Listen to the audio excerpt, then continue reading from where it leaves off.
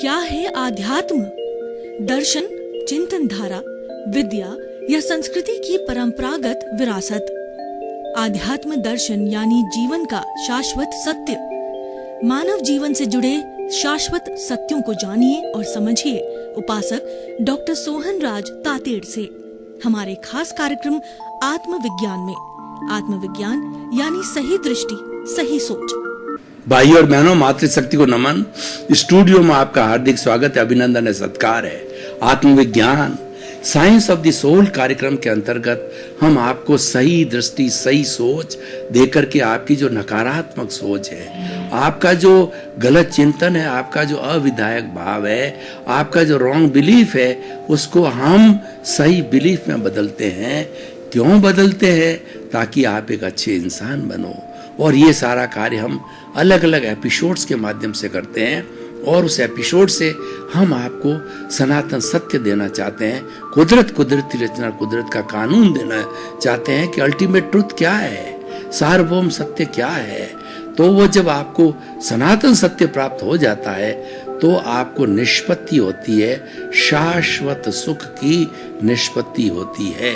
तो भाई और बहनों, आज का जो हमारा विषय है बहुत सुंदर विषय, विषयानंद और आत्मानंद।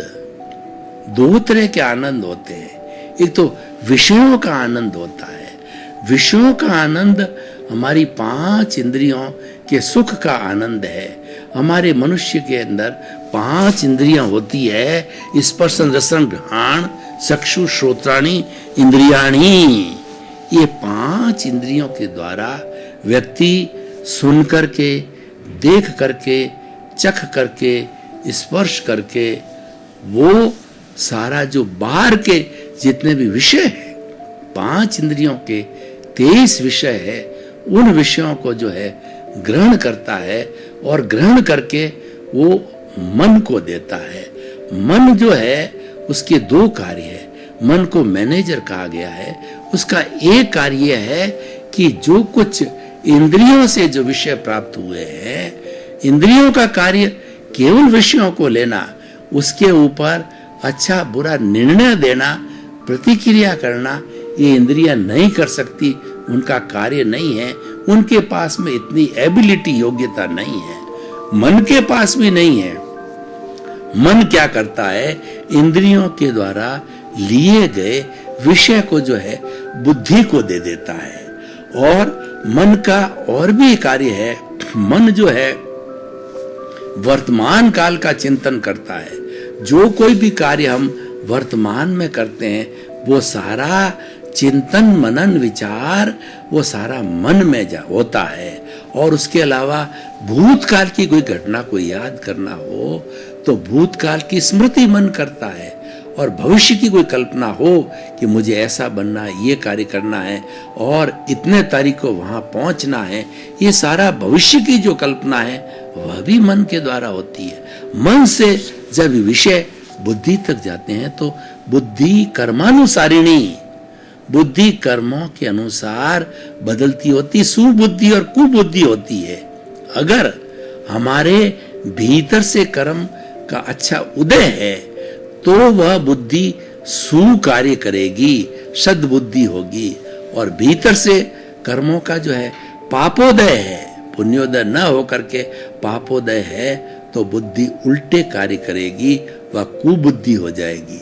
बुद्धि भी बेचारी क्या करे, वह तो चित्त से जुड़ी हुई है। चित्त जो है ये हमारे स्थूल शरीर पर काम करने वाली चेतना है। हमारा प्रभु जो भीतर विराजमान शुद्ध स्वरूप में है वो असंख्य चित्तों वाला है। वह जो है अनंत जो है शक्ति का धनी होता है। तो इस शरीर की बात करें, क्योंकि आत्मा केवल शरीर व्यापी है, वो विभु व्यापी नहीं है। शरीर के बाहर 1 मिलीमीटर सेंटीमीटर बाहर भी आत्मा मौजूद नहीं होती है। और एक एक असंख्य चेतनामय परमाणुओं के पिंड को जब हम चेतना कहते हैं, उस एक एक चेतना के जो है चेतना में परमाणु पर असंख्य असंख्य कर्मों के चतुस्पर्शी पुद्गल होते हैं, जो द्रव्य कर्म के रूप में 8 कर्म होते हैं और 8 कर्म की 148 प्रकृतियां होती है। पुण्य पाप होता है, मैं उस विषय में नहीं जाना चाहता हूँ, वो आज का विषय नहीं है। तो वह हमारी शुद्ध आत्मा है, वो चेतना देती है और एक एक कोशिका 60 खरब की कोशिकाओं से मानव का शरीर बना हुआ है, उसके अंदर पावर हाउस जनरेट करती है। हर कोशिका अपने आप में पावर हाउस है। वो पावर हाउस कहाँ से आ गया कि अनंत शक्ति वाली आत्मा से वो पावर हाउस प्राप्त हुआ। तो भाई और बहनों, ये पूरा सर्किट है, ये पूरी साइकिल है, उससे चलती है। तो विषयानंद जब हमारी भीतर का जो हमारा जो गंगोत्री से, गंगोत्री क्या कहलाती है कि शिव जी की जटा में से गंगा निकलती है और वो गंगा को जो है इस धरा पर बहाने के लिए हरिद्वार में भागीरथ ऋषि हुए। उन्होंने शंकर से प्रार्थना की कि हे प्रभु, आप जो इस गंगा को जो है हमारी इस देश की पावन धरा पर बहाओ, ताकि पापियों का उद्धार हो और पापी पाप को छोड़े और उसकी तपोमय साधना के द्वारा, कठोर तप के कारण जो है गंगा प्रवाहित हुई हरिद्वार से प्रारंभ होके। तो हरिद्वार गंगोत्री है, शिव जी जहाँ से निकलती है वो गंगा की धारा, वो गंगोत्री तो हमारी गंगोत्री कार्बन शरीर है, वहीं से भाव पैदा होते हैं। वो आज का विषय नहीं है, पर मैं ये कहना चाहता हूँ, जैसा शुभ अशुभ भाव आता है, वह जो है बुद्धि जो बाहर से आ रहा है उस पर रिएक्शन करती है। अगर अशुभ भाव होते हैं तो हम विषयानंद बन जाते हैं, और शुभ भाव भीतर से आता है तो हम आत्मानंद बन जाते हैं। देखिए, इसको 2 भागों में ही बांट सकता है, मनोरंजन और आत्मरंजन। केवल मन का रंजन करना, केवल मन को प्रसन्न करना मनोरंजन है, और आत्मा को प्रसन्न करना वह आत्मरंजन है। आत्मा स्थायी तत्व है, आत्मा चेतन है, आत्मा अजर है, अमर है, अविनाशी है, और मन है टेम्परेरी है, वो नाशवान है। शरीर गया, मन गया। इसलिए हमारी मुक्ति की जो साधना है वो अमन बनने की साधना है। मन के लिए कहा जाता है कि मनन के समय ही मन पैदा होता है, मन को पैदा किया जाता है कि मनन के बाद और मनन के पहले मन नहीं होता है। केवल मनन के समय मन होता है, यानी चिंतन होता है, विचार बनता है, और मन एक नौकर है। किसका नौकर है? चित्त का नौकर है। मन पौद्गलिक है, मन को पैदा किया जाता है, मन को जो है वो खत्म किया जाता है। जब मन को, विचारों को पूर्ण रूप से निर्विकल्प अवस्था में हम चले जाते हैं, तब जो है हमारे पौद्गलिक चीजों की आवश्यकता नहीं होती है, और उस विशुद्ध आत्मा को जो है पहले केवल दर्शन होता है, फिर केवल ज्ञान हो जाता है।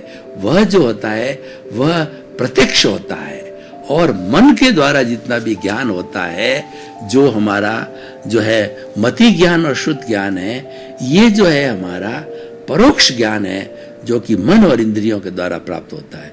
तो हम बात कर रहे थे विषयानंद और आत्मानंद की बात कर रहे हैं। जो विषय हमारे सामने आता है उसके अंदर हम जो है वह मन को जोड़ते हैं। मन के लिए कहा गया है कि मन लोभी मन लालची और मन चंचल मन चोर, मन के मते न चालिए पलक पलक मन और। देखिए, एक ही विचार धारा बाहर से आ रही है।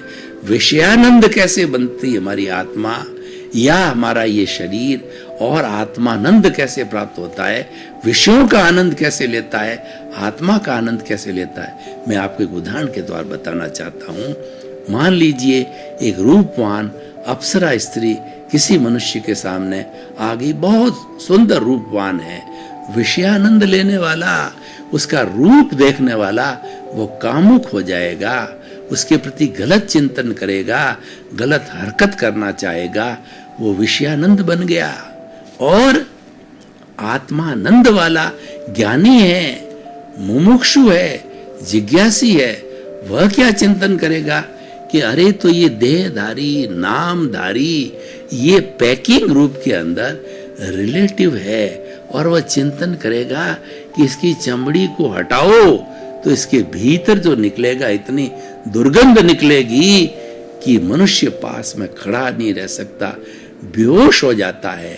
देखिए हमारे मानव शरीर को देखिए कि इसके अंदर इतनी अशुद्धि भरी पड़ी है कि दुनिया के अंदर किसी प्राणी में, किसी चीज में इतनी अशुद्धि, दुर्गंध नहीं है। लेकिन ये औदारिक शरीर होते हुए भी मंदिर है, क्योंकि इसके भीतर परमात्मा विराजमान है।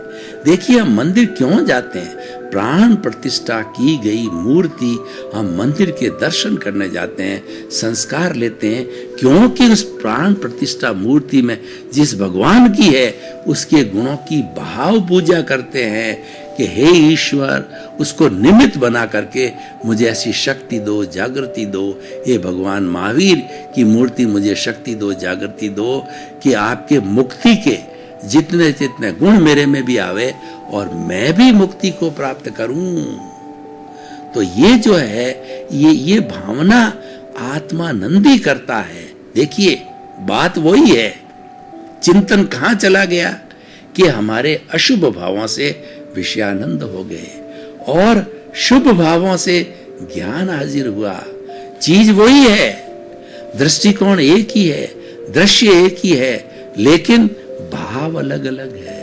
हम विषयानंद बने तो हमने नया राग द्वेष अर्जित किया, हमने चार्ज किया, और पूर्व में जो हमारा जन्म जन्मांतर का राग देश का जो पिटारा है, गोदाम है, वेयर हाउस है, कार्बन शरीर, लिंग शरीर, कॉजल बॉडी, उसकी हमने घनत्व को बढ़ाया, उसके वॉल्यूम को बढ़ाया। और हमने जब आत्मानंद का चिंतन किया तो आत्मानंद का चिंतन करते ही हमारे भीतर नया कर्मों का अर्जन नहीं हुआ, नया राग देश का वॉल्यूम नहीं बढ़ा, और वो आत्मा का चिंतन होते ही, आत्मा के पाले में जाते ही, ज्ञाता दृष्टा होते ही, ज्ञान के हाजिर होते ही, ये जो भीतर अज्ञान पड़ा है, ये ज्ञान एक साबुन है, इस अज्ञान को धो देता है। मैं आपको एक उदाहरण देना चाहता हूं, पुण्य और पाप का बड़ा सुंदर उदाहरण है। पाप को काटने के लिए पुण्य का सहारा लिया जाता है। पुण्य और पाप दोनों बेड़ियां हैं। पाप है वो लोहे की बेड़ी है, पुण्य है सोने की बेड़ी है।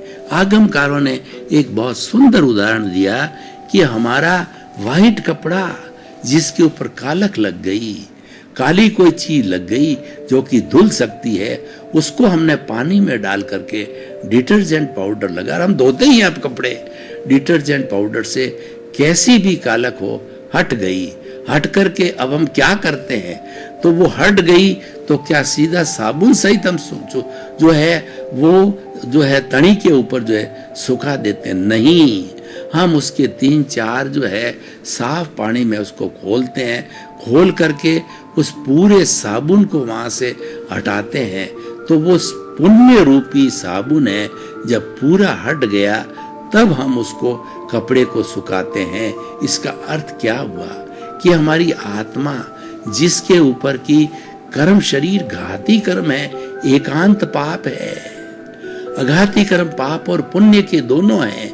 तो पाप है वो हमारा लोहे की बेड़ी, पुण्य है सोने की बेड़ी, तो दोनों को काटना है। तो हमने पाप को पहले काटा पुण्य के सहारे से और पानी निचोड़ा, इसका मतलब उस पुण्य को भी हटा दिया। तो हमें साधना के द्वारा पुण्य को भी हटाना है। ये सारा जो है हमारा, जब हम रिलेटिव पुरुषार्थ करते हैं तो पुण्य की उत्पत्ति होती है, हम रियल पुरुषार्थ करते हैं तो रियल पुरुषार्थ है वो ज्ञाता दृष्टा भाव में, स्वभाव रमण करने में, अपना स्वयं का चिंतन करने में है कि मैं कौन हूँ, अपने अस्तित्व की जानकारी करने में है। तो उसके करने से जो हमारा रियल पुरुषार्थ होता है उसमें पुण्य नहीं होता है, शुद्ध अवस्था आ जाती है और शुभ अवस्था के अंदर पुण्य साथ रहता है। ये दोनों डिफरेंस है, ये समझने का एक क्रमिक मार्ग है और एक अक्रम मार्ग है। अक्रम मार्ग शुद्धता पर वर्क करता है, क्रमिक मार्ग शुभ पर वर्क करता है। अशुभ तो कोई चाहता ही नहीं है, क्योंकि अशुभ रहेगा तो हम मुक्त हो ही नहीं सकते। तो भाई और बहनों, हम क्या कहना चाहते हैं आपको कि आज का जो हमारा ये विषय है, विषयानंद और आत्मानंद, तो आप विषयानंद को छोड़िए और आत्मानंद बनिए, उससे आपका उत्थान है। और हमें ये मनुष्य जीवन जो मिला है वो आत्मानंदी बनने के लिए मिला है। पर इंसान भूल गया, वह अज्ञानी है, वह जो है वो जीवात्मा है।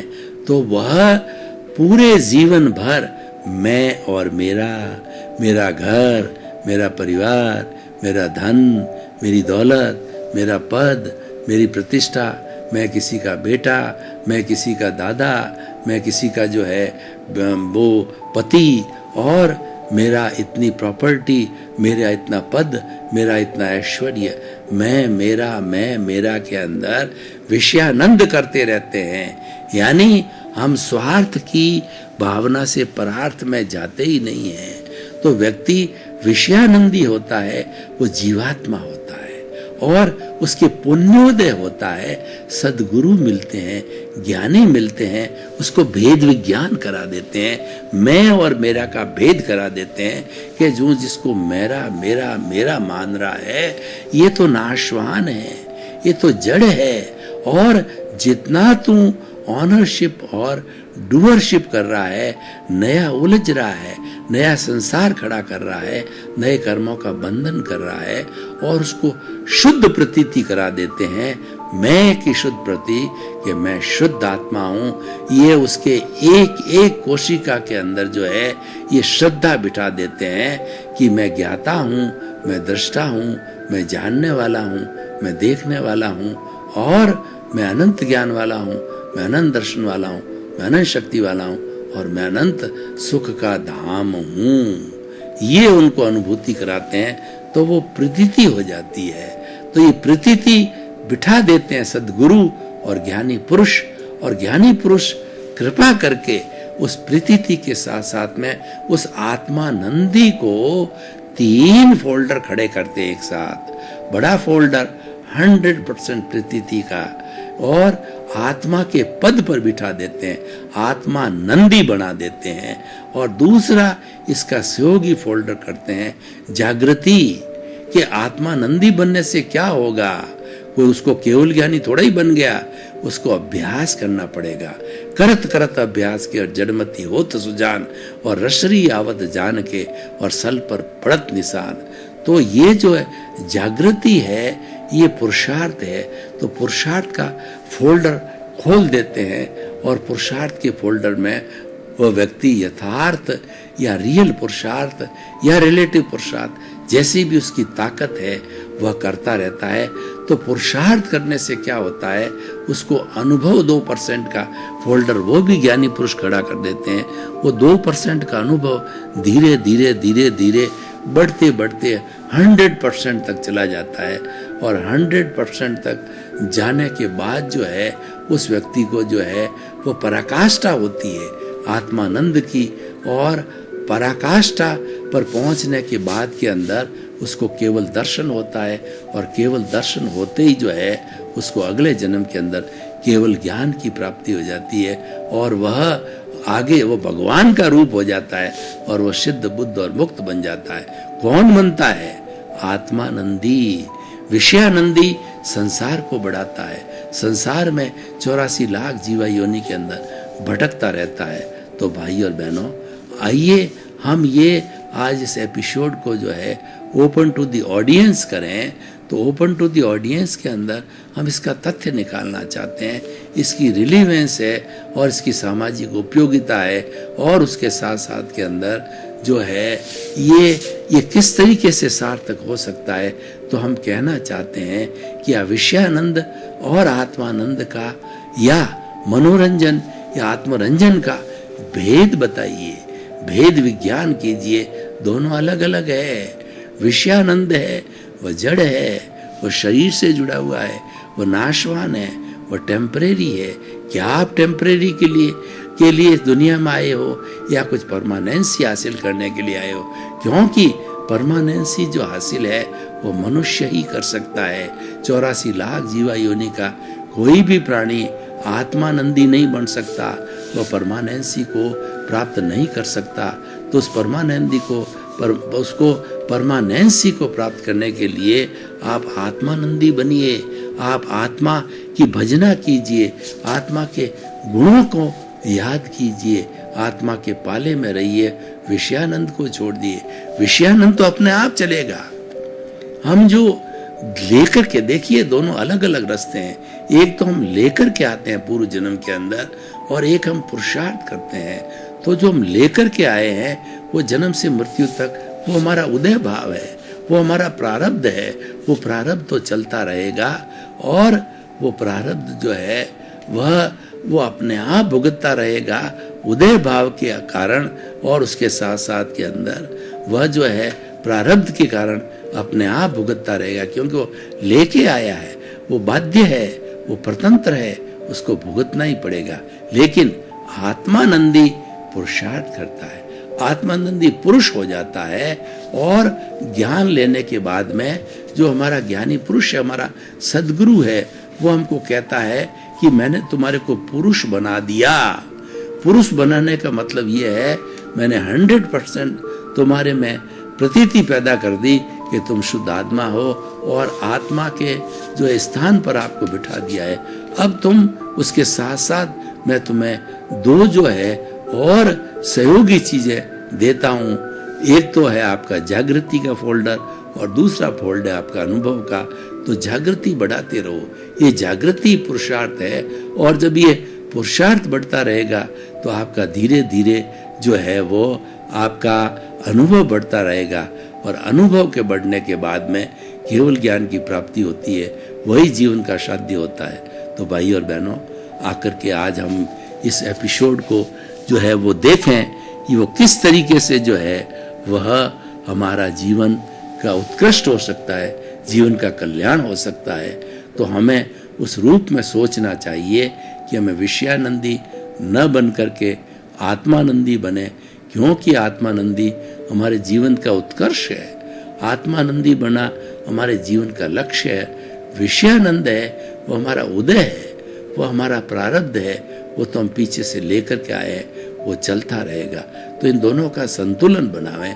एक टेम्परेरी है, एक जड़ है, और एक पूर्ण रूप से स्थायी है, और वो चेतन है, किसी समय में नहीं बदलता है। वो आत्मानंद है, वह क्या है? शाश्वत सुख है, वह अक्षय सुख है। वो अक्षय सुख जो है हमें आत्मानंदी बनने के बाद में मिलता रहेगा, क्योंकि वो हमारी आत्मा की क्वालिटी है, वो हमारा आत्मा का जो है लक्षण है, वो आत्मा से जुड़ा हुआ है। तो भाई और बहनों, ये जो हमारा आज का जो प्रकरण है बहुत ही सुंदर प्रकरण है। ये भेद विज्ञान पैदा करता है, विषयानंद और आत्मानंद का। आत्मानंद पुरुषार्थ है, विषयानंद है वो हमारा उदय भाव है, वो हमारा प्रारब्ध है, वो तो हम लेकर के आए, वो चलता रहेगा। तो आइए हम निष्कर्ष की बात करें कि मनुष्य जीवन को अच्छा बनाइए। मनुष्य जीवन अच्छा तभी बनेगा जबकि हम आत्मानंद के पल्ले में रहेंगे, विषयानंद की तरफ ध्यान नहीं देंगे। स्थितियां वही है, क्योंकि इस प्रकृति का जो संचालन होता है वो कुदरत की रचना और कुदरत के कानून के तहत होता है। तो कुदरत का कानून सब पे एक सा लागू होता है, और कुदरत की रचना सब पे एक सी लागू होती है। तो वो तो अपने आप चलती रहेगी, उसको छोड़िए, और आप जिसमें स्वाधीन हो वो स्वाधीन है, आपका पुरुषार्थ है, वो पुरुषार्थ जो है आप करते रहिए, वो आत्मानंद का पुरुषार्थ है, और पुरुषार्थ ही आपके लक्ष्य को प्राप्त करेगा, आपको आगे बढ़ाएगा। तो भाई और बहनों, ये बहुत ही सुंदर विषय आज हमने लिया है, इसको आत्मसात करो, हृदयंगम करो, और हृदयंगम करके और इसको जीवन में उतारें और इसको लोगों तक ले जाएं। देखिए, दो तरह के कार्य होता है, एक तो स्वयं की अनुभूति कराना और उस ज्ञान को बांटना। जो हमारे पास ज्ञान है, जो सच्ची चीज हमको सद्गुरु से मिली हुई है, तो हमारा दायित्व है कि उस शुद्ध ज्ञान को जो है अन्य लोगों को बांटें। जैसा कि मैं आपको बांट रहा हूं, तो ये बांटा जाना चाहिए। तो भाई और बहनों, आइए हम जो है वो आज के इस विषय को बहुत अच्छी तरह से प्रस्तुत करके और आगे बढ़ते रहें, तो हमारा जीवन बहुत ही सुंदर और अच्छा बनेगा। भाई और बहनों, आपका बहुत बहुत धन्यवाद। आप हमारा आत्मविज्ञान कार्यक्रम बराबर देख रहे हो, और देखते रहिए। आत्मविज्ञान कार्यक्रम दृष्टि विज्ञान है, ये सुख देने वाला है, शांति देने वाला है, आनंद देने वाला है। इसी क्रम में आपका जीवन आनंदमय हो, मंगलमय हो। क्या है आध्यात्म? दर्शन, चिंतन धारा, विद्या या संस्कृति की परंपरागत विरासत। आध्यात्म दर्शन यानी जीवन का शाश्वत सत्य। मानव जीवन से जुड़े शाश्वत सत्यों को जानिए और समझिए उपासक डॉक्टर सोहन राज तातेड़ से हमारे खास कार्यक्रम आत्मविज्ञान में। आत्मविज्ञान यानी सही दृष्टि, सही सोच।